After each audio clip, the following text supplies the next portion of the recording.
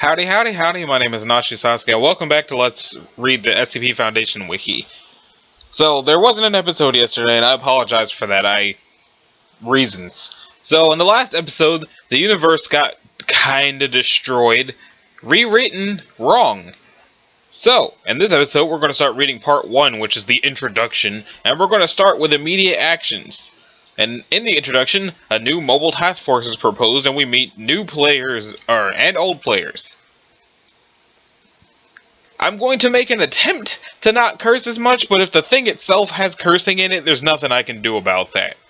So, YouTube robot, whoever it is who's getting angry at me for there being cursing, that's kind of the way the world works. And if you're going to get mad at me because a website has curse words in it and I say them out loud, well, that's how the world works. There are worse things than swears. Anyway, there were explosions on site. It wasn't entirely unheard of, but these didn't seem controlled. Also not unheard of, but it still made Iris nervous.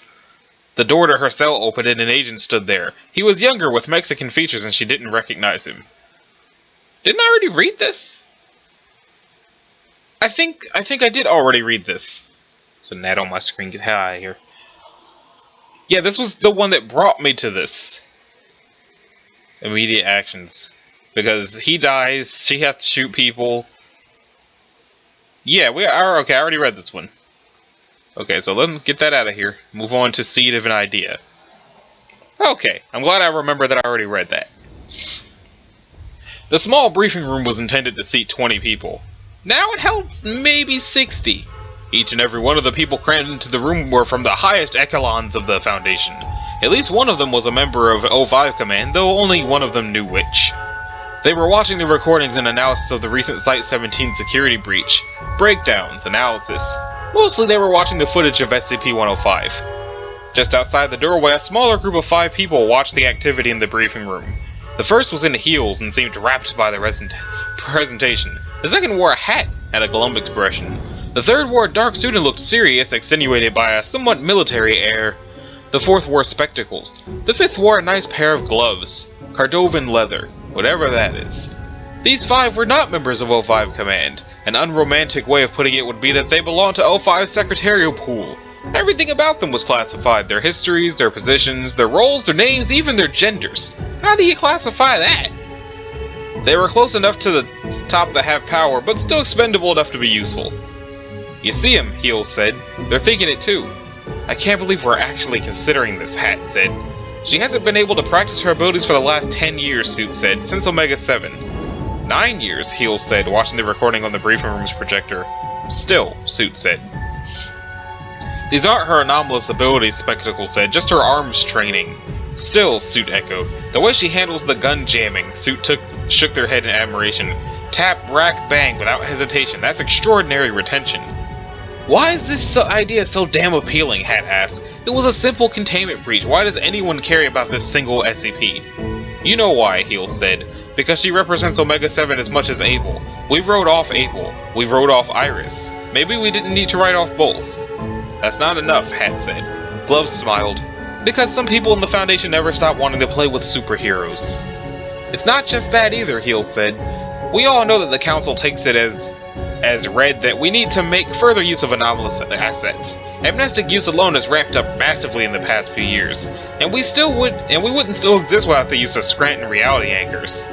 Those are anomalous largely for technical reasons, Hat said. 105 and anomalies like her are things that shouldn't even exist. Even if that didn't matter, using sapient anomalies as weapons is always a bad idea. It might be, Heel said, but just look at her. She took down 5 hostiles and helped shut down a breach. You've seen her psych profile. She's absolutely loyal. And with her abilities, if we allowed her to develop them again, her potential is... Potential? Hat asked. What you're proposing is to take an SCP, one of our safest humanoids, to boot, and make it much more dangerous. And that's just for starters. Which other SCPs are we going to include in this project? Are we going to jump straight to running at 76 again? How many sites do you think we'll lose this time? You know we're smarter than that now, Heel said. Are we? Why is this necessary? You've seen the archives, same as me, Heel said. Back when Omega 7 existed, how many SCP objects had the Foundation archived? How many have we archived since then? How many have we archived in the past year alone? They all knew the answer. That doesn't make this the right response, Hat said. Not what we're discussing, not an anomalous task force. We're at our limits. We can't just passively contain anymore. You've seen all the reports I have. All the new thaumials we've been forced to create, we need to go further. We need to make use of all our assets. We need to act now. Or maybe we don't survive another 9 years, and maybe the Earth doesn't either. A task force doesn't solve that problem. Maybe not right away, but it's a start. It sends a message, opens the doors for other things. The cost will be too high, you should know that. I have some concerns as well, Suit said. Project Resurrection will already suffer from comparisons to the Zero incident and the Kondraki debacle. Omega-7 is one of the few projects imaginable that people might have a bigger problem with remembering than the destruction of Site-19. I understand that, Heel said, but just look!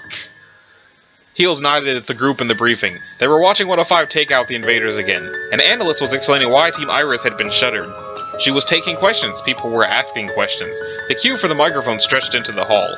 If we don't do this, Heel said, someone else will a few years down the line, and they'll do it wrong. I have to admit I'm surprised at the response, Suit said. I thought a lot of people considered 105 irrelevant after all this time. Without her camera, pretty much neutralized.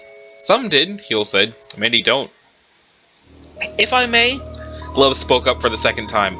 Iris Thompson was second only to Abel as Omega-7's most important asset. For good or for ill, everyone remembers Omega-7. It left a mark on our organization bigger than almost anything else since the insurgency. We cannot enter into this lightly. Even if I agreed with this, Hat said, it'll never be approved. A lot of people are going to react to this poorly. Any change of significance makes people angry, Heel said. The difference is that this time they'll have grounds to complain, Hat said. And even if it were approved, she won't agree. 105? She'll agree. Abel killed the rest of Omega-7, remember? With her parents gone, her former life gone, her team on Omega-7 made up all the people she cared about in the world. And she watched them all die. They paused. She was 15. 15! She'll never forgive us for that, and she'll never agree to this. She will, Heel said. I won't be a part of this. If you want to do this, you know what to do. If you need advice, you know where to find me. But I can't sign on to what you're proposing here. Sorry. This is a good time to remind everybody that the thing they're saying about her watching her whole team killed by Abel is not what actually happened, but reality was rewritten, so that seems to be what they all think happened. Hat tipped their namesake and walked away. The rest stood in silence, watching the activity in the briefing room. What are you going to call it? Suit asked Heels. The mobile task force. Going to revive Omega-7? Not Omega-7, Heel said. Too much baggage. We need to do this differently. We may as well start with the name. You want numerological significance? Glove said. Important for a project like this. Go with Alpha 9. So you're on board then? Hell no. This is a terrible idea. It's probably the worst idea I've ever heard from some otherwise smart people, Glow smiled, but it should be entertaining as hell. I wish you all luck. The remainder of the group watched Gloves disappear down the hallway. How about you two? Heels asked Suit and Spectacles. Suit nodded. I'm convinced for now. I'm on board, Spectacle said. My reservations aside, I can't deny that this is a natural fit for the Resurrection Project. I know a couple of high-placed potential allies. People would jump at this kind of opportunity. We can do it right this time. We gain nothing if we don't try. We can keep enough control this time that there need be no unnecessary loss of life or damage to the Foundation. If it turns out badly for us, then so be it. At least then we'll know. Reopening Pandora's box then, Heel said. I suppose in that myth the boxes could never be closed again anyway. Not Pandora's box, Suit said. Let's call it what it is. And what's that? What was left over when Pandora's box was open, Suit said. Last hope. Okay. Like we were ever kindergarten teachers to start with. Okie dokie. A door opened and Maria Jones's eyes slowly focused on the movement. Oh, for Christ's sake. Jack Bright's voice echoed in the office, sound waves parabolically, running directly into Maria's head. Maria had insisted on the enormous windowed room as her office when she became director of the Records and Information Security Administration, or probably RISA. Very nearly her only condition for accepting the job, and 0510 had been more than willing to accommodate. But the echo did at times cause a problem. Maria was halfway into her second Black Russian, no attempt being made to conceal the empty bottle of Barton's vodka and the near-empty bottle of Kahlua. Maria was a sloppy drunk. This is once a year, Jack, she said. Once a year, and look, the barn's empty. Maybe I won't buy the next one. She looked into the murky glass. Maybe. Jack stood 5'1" in his current body, but every inch was radiating judgment. Pathetic. You never seemed like the cry for help type to me. Oh, get fucked, Jack, she slurred again, turning in her desk, making more of an effort to seem like someone still on the clock, putting bottles away. 5 years ago, Jack. Just finished the vodka from the inheritance. Little Kalula left, though. Maybe next year I'll spike the late-night coffee and call it a night. Happy Death Day, Dave, you and all the ashes and bolt bottles you left behind. This is bad timing, Maria, Jack said. Another administrator would have you out for this. At least a write-up. Maybe something more serious. Maria adopted the most unique facial expression humankind had yet invented. The smile on the face of a drunk person who heard what must have been the funniest thing that they had ever heard in their entire lives. She cracked up laughing, throwing her head back. She put the glass down. When she came back into composure, she lifted the glass again and gestured at Jack. Do it again, she said, still giggling. Do what? Threaten me with a straight face, she said, the smile gone instantly. I want to see you do it again. Some gravity. That's much better. Fucking pricks. Picking this day to send me this horse shit, she said, pointing to her leftmost computer screen and the email pulled up on it at the moment. She had had 6 hours to receive it, read it, dismiss it, delete it, recover it, reread it, consider it, delete it in a more permanent fashion, use level 5 authorization to recover it from complete oblivion, and finally just stare at it. And the last hour had been spent mixing drinks accordingly. It's happening, Maria. We're doing it again. We're taking another shot. This isn't some kind of lark. Oh, don't you even try to tell me what a fucking lark Omega-7 was the first time around. Maria took another drink, trying to hide the tremble. No fucking redactions for this user account. I've seen all of it. I've seen every after-action report from every mission you fuckers ever sent Abel on. Maria, you know full well I didn't send every mission you fuckers ever sent a sociopath and a teenage girl and a pack of jarhead patsies on. Every death, every action-oriented casualty incident where a Chaos Insurgency operative happened to put a bullet into an Omega-7er's head. Complete with every redacted autopsy report strongly suggesting death by edged weapon of indeterminable composition at close range. Every interdepartmental memo. Fucking 9 of them from your office, Jack. Good fucking work there. Claiming that Abel would never behave in such a dishonorable fashion during a combat scenario due to his warrior ethos. He's a fucking homicidal sociopath, and you fuckers romanticize that to a warrior ethos because he had old tattoos and because he cashed your checks for a little while. Bright said nothing. Maria watched him meander across the room, looking at bookshelves. Maria realized at some point that he wasn't going to respond to her. Under different circumstances, she would have taken that as a cue that she had pushed her luck. Under these circumstances, however, she was going to speak her mind. Yeah, Jack, let me bend over backwards here with all the effort I'm going to make taking your word for it, or the word of whichever grand, glorious, shadowy voice is speaking into your ear this week. That things are going to be different this time. Things are different every time. You know what never changes? These conversations, Jack. Greek letters change. Mission statements are rephrased by the new interns. But here we find ourselves every time right on the edge. This is the fucking cliff, Jack. Every time we put ourselves into one of these new initiatives, one of these new programs, one of these new projects, or whatever the hell buzzword we have to convince ourselves we're not funding the road to hell again. Every single time we come to this place again, the last place where we can stop ourselves, and we say, no, goddammit, this is not what we do here. And every fucking time we go right off the cliff again. Jack was standing, arms crossed, leaned against the nearest wall. Maria was half panting, trying to regain her breath after that last speech. Hey, Maria. Maria sighed. What, Jack? You know what the moment is when I realize that we don't need to have you drugged, amnesticized, given an elaborate cover story, and dropped into a sinecure in some state's office in Wyoming somewhere? Maria noticed that Jack wasn't making eye contact through this. Maria brought the glass up to her lips, steadied the tremor again, took another gulp. I assume that several individuals higher ranked than yourself believe I have fail-safe programs in place in the event that I no longer show up for work, and that those will not be the sort of thing the Foundation can recover from easily. Jack looked directly at her and laughed. Assuming those exist? assuming we don't already know about them and have countermeasures in place, assuming you're the first person to have had that thought, assuming that so many people in positions similar to yours haven't done the same thing to the point that we don't even take offense to the implications at this point. No, Maria, even assuming all that, we'll be hurt by those, but we'll survive. We're the Foundation. We are eternal, like the Catholic Church or NBC. We're not scared by some, and I mean this with all sincerity, regardless however sarcastic it may sound, hellaciously destructive forced retirement party. Even a full foot shorter than she was, there was no mistaking the intensity with which he spoke. Every time we have these conversations, at the beginning of them, when you're snarling about how unforgivable we are, and how terrible all our actions are, and how skewed our moral compass has become, like we were ever kindergarten teachers to start with. Every time you start those rants, you keep saying you. How dare you? How could you? I don't want to help you, and on and on. Like you're what, an auxiliary here? Minor League Foundation? But by the end of the conversation, it's we.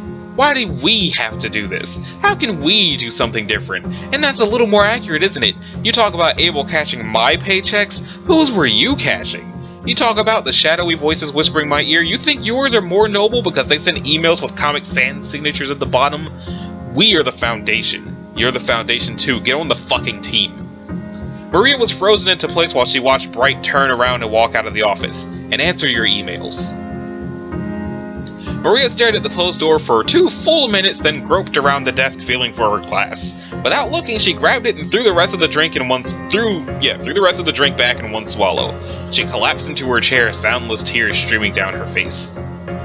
From 052 to Maria Jones, Director Ryza. Subject Mobile Task Force Alpha Niner. Keywords Resurrection, Light, Last Hope. Requesting clearance level Bravo files on following personnel related to Project Resurrection to be transferred to Dr. Sophia Light, Commander Mobile Task Force Alpha Niner. Brandon McLennan, Zachary Shepard, Elizabeth Boyd, William Lopez, William Abrams, Peter Avalon, Fatima Workwise, and Noah Chase. Several of the names on the list were well-known Foundation agents, the best of the best. Their reputation preceded them when they walked into rooms. Technically, all the names on the list were, but the last 4. The phone rang, the loud noise startling the hell out of Maria initially, followed by a slight chill when she realized that her hatred of telephone conversations was well known among everyone who would have the potential to have her office phone number, and that she only received 2 phone calls in her tenure as the director of their organization, and they had both come from the same person. This was certainly no different. She picked up the receiver. "Good evening, ma'am," she said. "You know, I hate that when other people do that." The voice on the other end replied. "Do what, ma'am? Guess ahead of time who's calling them on the phone. Don't worry, it's charming when you do it." The voice paused. "Are you sober enough to listen?" Maria swallowed. "Yes, ma'am." "The email you've been reading intermittently for the last 9 hours that you've deleted 4 times?" "Yes, ma'am." Maria wasn't surprised that the archivist had this information available to her. "Do it." Maria sucked the air through her teeth, preparing to reply before the voice cut her off again.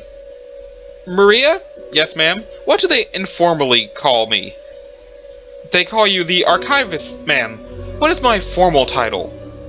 0510, ma'am. "And what was my last formal title?" "That you were aware of." "Director of Ryza, ma'am."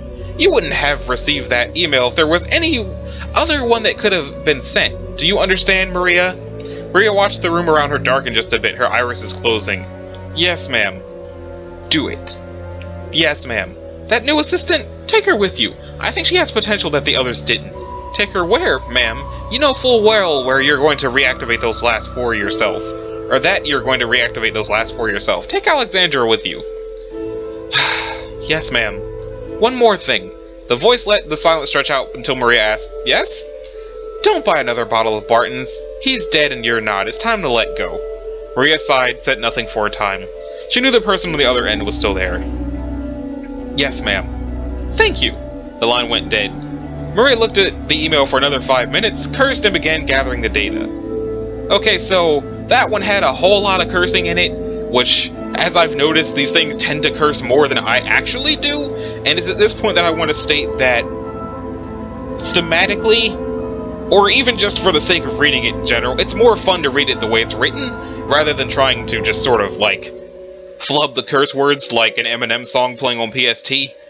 it sounds stupid and it's not really worth it. So, yeah. Same thing with going back in and bleeping it. I know I could probably go back in and bleep it, but first I gotta find the bleep sound effect, and then I gotta add it through all the cursing. It adds, like, an extra amount of time to the editing process that's not really necessary as far as I'm concerned. So again, YouTube being what it is, this episode is probably going to lose advertisers because they don't want to be associated with bad words. And, well, you know what? I don't really care. Because I'm doing this because it's fun, and it's something to do, and if I can put ads on it, groovy. And if some of the ads don't happen because it's offensive, well, I didn't write it. Continuing onwards, the contingency plan that was mentioned in the last episode. You want me to go back into the field? We need you to go back into the field. This is not a request, this is an order, the woman in the mint green pantsuit said. Dr. Alto Clef, also known as Agent Ukulele, also known as the Father of Lies, also known as the Serpent, also known as the Smiling Man, also known as that bastard, shook his head. After the way you treated us last time, I think fucking not. We had no choice, the woman in the mint green pantsuit said. It was an emergency, we needed all your skills back then. We need them again now. Why? So I can herd on the next batch of schmucks you convinced to do all your dirty work?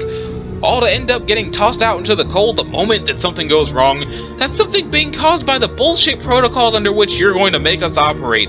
This hobbling our ability to do our fucking jobs? I refuse. You'll have to find someone else to be your hitman. I say again, this is not a request, this is an order, the woman in the mint green pantsuit said. Or have you forgotten the terms of our deal? Are you reneging? Clef did not reply. It's a dangerous world out there for a young woman, especially one who has all the kinds of challenges she does. She continued, very dangerous indeed. The seconds ticked by. Clef unclenched his fist, trying to ignore the pain his fingernails had caused, digging into the palms of his hands. So it's come down to this, huh? You're going to use her as leverage against me? If we must? We would prefer that you come back to work for us in a much more amicable fashion, the woman in the mint green pantsuit said. It's been 9 years. I've been behind a fucking desk most of that time. I don't know if I can do it again like I used to. It will all come back to you. No, as much as I hate to admit it, I'm 9 years older. I'm not as fast or as strong or as tough as I used to be. I've got a bigger beer belly. My hands shake, my eyes are worse. If you want me to do this again, I'm going to need some help. We anticipated this. Draw up a list of candidates for your task force. I only have one. Andrea Adams. Impossible, the woman in the mint green pantsuit said. No, it's not. Adams has been assigned to desk duty because you're afraid of her. But if I'm going to do the job you're asking me to do, I need Adams. I know she's been requesting reassignment to mobile task forces. I know you've been denying her request. Either you give me Adams, or you find someone else to head your task force. The seconds ticked by. Your condition is agreed upon, the woman in the mint green pantsuit said. Andrea Adams will be reassigned to your task force as requested. Then get the hell out of my way and let me do my work, Clef growled. And send me a copy of the bastard's file as soon as possible. Is this Andrea Adams? Nah, this looks, I think this is Abel. I mean, Kane's. But yeah, I think it sounds like they said earlier that Andrew Adams had a transformation rather than being dead, so I guess maybe Andrew Adams turned into Andrea Adams and is a woman now? Anyway, SCP blank, number pending. Keter. SCP blank is to be contained in a standard Class B suite at Site-17 until such time as a termination order can be carried out. Containment procedures are to utilize appeasement protocol. For this reason, all requests for alterations to furnishings are to be carried out in the first available opportunity. Currently, alterations include 1 refrigerator to be restocked daily with requested foods and drinks, approved. 1 television with Xbox One video game console, online capabilities disabled, approved. Various games for Xbox One, including Watch Dogs and Call of Duty Advanced Warfare, approved. Personal computer for entertainment purposes, including limited access to streaming video files uploaded to a local non-internet enabled server, approved. SCP blank is to provide a weekly request sheet of desired movies. Female companionship for the purposes of sexual activity, pending. Subject is a male of European descent between the ages of 19 and 24 with blonde hair and blue eyes, approximately 160 centimeters tall, 82 kilograms in weight. Subject is extremely emotionally unstable with a short temper, refusal to submit to authority, and tendency towards temper tantrums. As the subject's emotional instability directly correlates to the manifestation of his anomalous abilities, every effort is made to avoid provoking any emotional outbursts from the subject. Subject is a Type 2 localized line-of-sight reality alterer. Mean range of effect is 20 meters with a maximum detected range of 200 meters. Primary form of reality alteration is physical phenomena including rapid dislocation of objects, distortion of local space-time, and telekinetic force effect. Subject has limited control over their abilities, which correlate to incidents of high stress or emotional distress in the subject.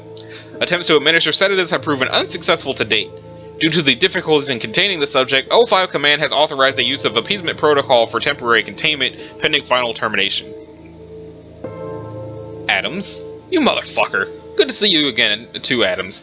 I thought I told you 3 years ago that I never wanted to see you again, you loathsome fuck. Adams slid into the chair across from Clef and put her kitten heel black leather pumps on a stack of half-finished paperwork. And yet, here I am! Care to explain this bullshit? Your use of invective has improved dramatically, Clef said. You never swore like this when you worked for me. That's because I was fucking terrified of you. You never asked for a transfer. I was damned if I was going to let you get the better of me. And you've done well since then, moved up the ranks. Your rise has been meteoric, from junior administrative assistant to senior special agent in less than 5 years. No one else has ever been promoted that quickly in the history of the Foundation. No thanks to you, what do you want? You've requested transfer to mobile task forces, but you haven't heard yet where you're going. You're wondering what's taking so long. What's taking so long is this. Clef tossed a manila envelope onto the desk. Adams picked it up gingerly between thumb and forefinger. Oh, just open it, it won't bite. I'm never sure with you, Adams growled, but she opened the folder up and began to read. It took her about half an hour to finish reading, and by the time she was done, her stomach felt like it was made of lead. This is real? She asked hoarsely. It is. This is... Clef, these stupid motherfuckers are reinstating the Omega-7 project. Alpha 9er now. Last Hope. Has a nice ring to it, doesn't it? Adams tossed the manila folder back into the desk. Let me guess. They want me to be a part of it? No, Adams, you're being assigned to a new mobile task force, TAV 666. TAV 666? No, Clef said. TAV with a V. Hebrew alphabet, not Greek. That didn't make any sense. Mobile task forces don't use the Hebrew alphabet, Adams said. You've always been quick at noticing the obvious, Adams. Oh, fuck off, Doctor. No, I'm serious. Noticing the obvious is a useful skill in this line of work. Now tell me something else obvious that no one would have noticed. What the hell else was there? What the hell else was there? A 3-digit number? Number of the beast, my dear. Numerologically speaking, the number of Nero, the Roman emperor who stood by and fiddled while Rome burned. The man whom the early Christians hated so much that they turned his name into that of the devil himself. You see the symbolism. Adams rolled her eyes. Stop with the devil bullshit, I don't buy it for a moment. I'm not the devil, Adams, but we are Satan's. Adversaries, opposers. Our role is to oppose. To be the adversary that... Our? You see what I mean about noticing the obvious, Adams? Yes, our. I'm the commanding officer. You're my exec, and that's it. TAV 666 is an MTF of 2. The clock ticked on. And here's the part you're really going to love, Clef said. Mobile Task Force TAV 666 is a black task force. We appear on no org charts. Except to the O5s, we don't exist. Our job is going to be to keep an eye on the O5's new toys. Things became clear. Adams stapled her fingers. We're the safety valve in case Alpha 9er goes tits up, she said. Ah, Adams, I knew I liked you for a reason. Addendum. Per the Clef protocol, SCP blank is to be terminated at the earliest possible opportunity. Senior Agent Andrea Adams will carry out the termination. So now what? Now, Adams? You prove you can do the job. Read this. Clef handed her a black folder marked SCP number pending. He poured himself a drink from the water cooler while Adams read. He knew that she was done by the annoyed scoffing noise she made. I think I've read this story before, she said. You see it too. Exactly the same flavor profile as the first one they asked me to take down. Phase 4 reality bender. Limited power, limited control, emotional trigger, appeasement-based containment. Clef grinned, almost as if they were setting this up as a test case. Adams drummed her steeple fingers against each other. You think they did? You think O5s wouldn't? Adams exhaled deeply. People have died thanks to this skip. That they have. Something about Clef's voice made something inside her brain go click. You don't trust the O5, she said accusingly. I know them, Adams. They don't see people, they see lives, they see numbers. They make all their decisions based on the cold calculus of logic. Maybe that's the only way that you can run an organization like ours, but it means that we can't trust them to help us. We're not just expendable, we're disposable. He dropped the empty paper cup into his trash can. Sounds like the thinking of a certain motherfucker I know. But you're not your thinking, that's why I need you. Stuff it, Clef. Adams got to her feet, picking up both folders from Clef's desk. You'll have my equipment request by tomorrow morning. Equipment request regarding termination of subject Alpha. SCP blank. Staging area located no further than 10 meters from the entrance of the containment facility. Access to SCP-408 coordinated by Special Liaison Zen Kiryu. Now, she actually finally did get to deal with the butterfly thing. Unless that's another part of the reality rewriting itself. Suppressed MK-217 rifle. Accurized AR-15 variant. Please see also preparations to be made for placement of demolition charges on and around SCP blank containment facility as prepared by MTF Psi-7 Home Improvement for immediate destruction by remote trigger. Signed, Senior Special Agent Andrea S. Adams. I see you're sampling my beats. Equipment request approved blank blank blank. Good hunting, Adams. Assistant Director Alto Clef, Department of Training and Development. He was sitting on his couch, pressing X to pay respects. When the door to his apartment opened and a naked Scarlett Johansson walked in. Hey there, big boy, she said in a seductive, sultry voice. He was still staring at her tits when Adams shot him between the eyes.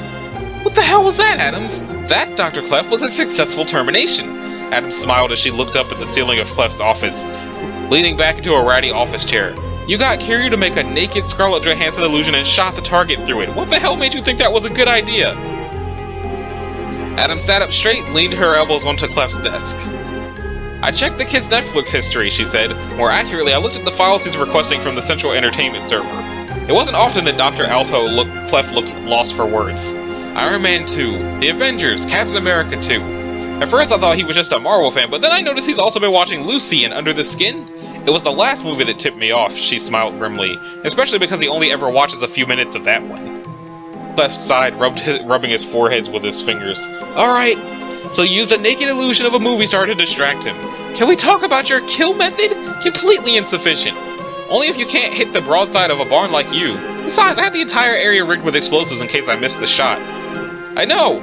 If you had to use those, you would have killed yourself and everyone else in the area. That's why I didn't miss. Admit it, Dr. Clef, you're just jealous that I've accomplished something you never could. Which is, I decommissioned a skip. And stayed within my budget. Clef and Adams locked eyes. Clef's smile widened. Touche, Adams, he said softly. The clock ticked on. Well, the skip is dead? Traditionally, this is when we go out and I buy you a beer. Can't. Adams got out of the chair and picked up her sports coat. Got a date. Clef raised his eyebrow. Really? What's his name? Cindy.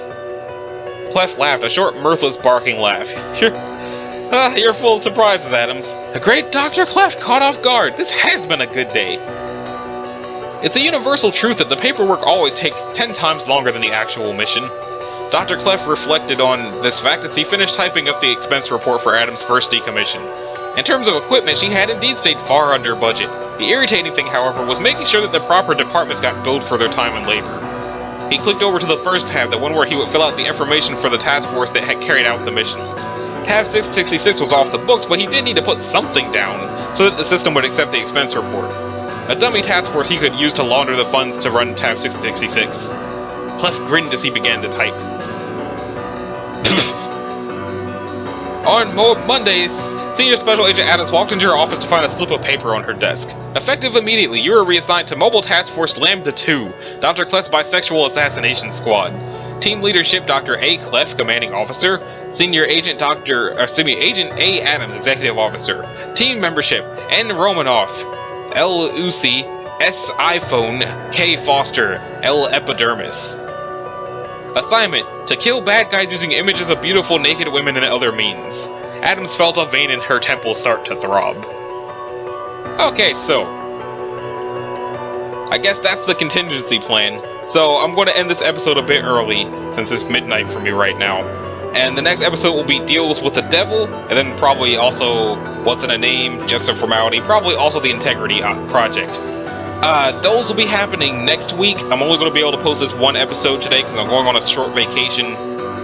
But when I get back, I'll record some of these. So, this has been Anachi Sasuke. This was episode 28 of Let's Read the SCP Foundation Wiki, and I will see you guys in the next one.